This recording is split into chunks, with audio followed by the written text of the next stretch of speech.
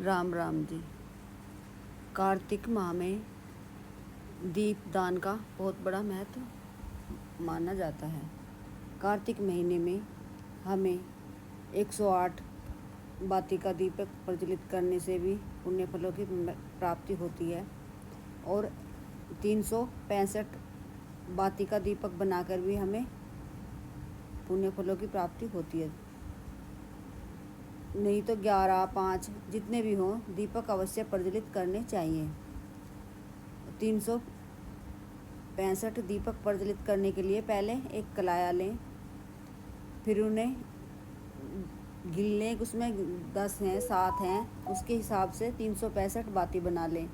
या फिर 108 का दीपक प्रज्वलित करना है तो फिर उसके हिसाब से बना लें। और दीपक मट्टी के ले लें या गोले के बना लें। गोले के दीपक सबसे सर्वश्रेष्ठ होते हैं क्योंकि वो साथ बाती के साथ में ही प्रज्वलित रहते हैं और मिट्टी के रह जाते हैं। फिर उन्हें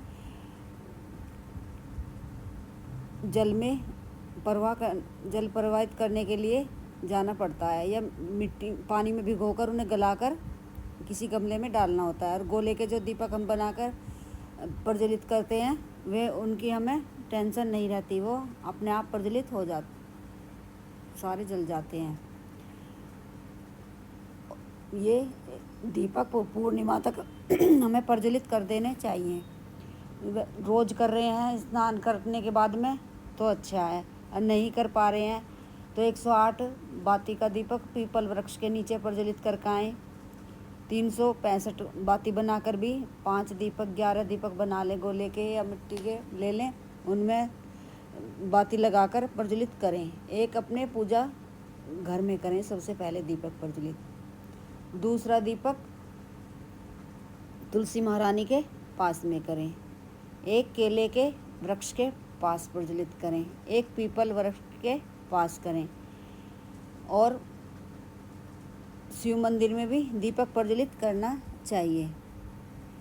इसके अत्यंत लाभ होते हैं। तुलसी महारानी के पास दीपक प्रज्वलित करना बहुत शुभ होता है क्योंकि तुलसी महारानी लक्ष्मी की हरिप्रिया का स्वरूप माना जाता है। इससे नकारात्मक ऊर्जा दूर होती है और वैवाहिक जीवन में प्रेम बढ़ता है।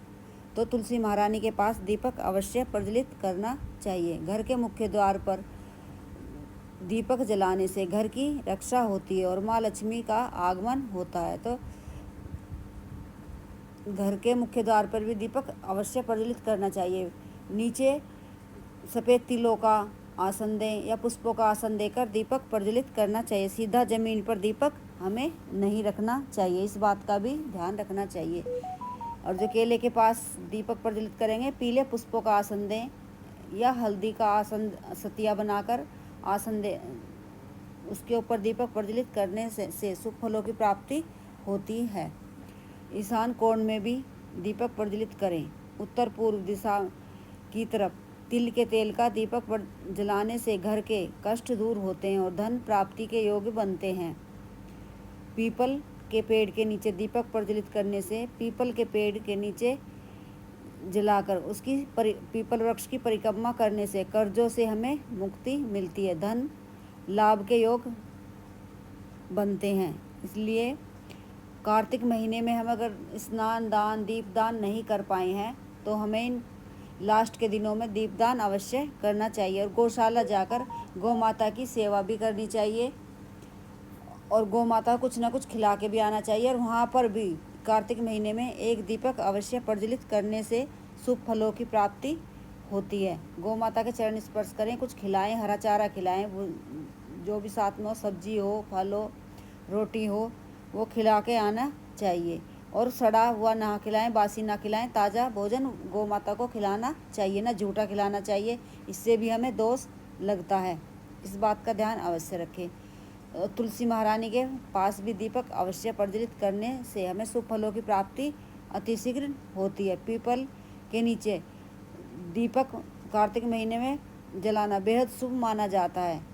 इन स्थानों पर दीप जलाने से हमें सुख समृद्धि आती है हमारे जीवन में और धन संबंधी सभी परेशानियां दूर होती हैं। मुख्य दरवाजे पर ईशान कोण में पीपल वृक्ष में, तुलसी महारानी के पास, आंवले के वृक्ष के पास हमें दीपक प्रज्वलित करने से भगवान विष्णु और लक्ष्मी माँ की कृपा एक साथ मिलती है। तो ये दीपक प्रज्वलित अवश्य करने चाहिए। शुभ फलों की प्राप्ति अतिशीघ्र होती है।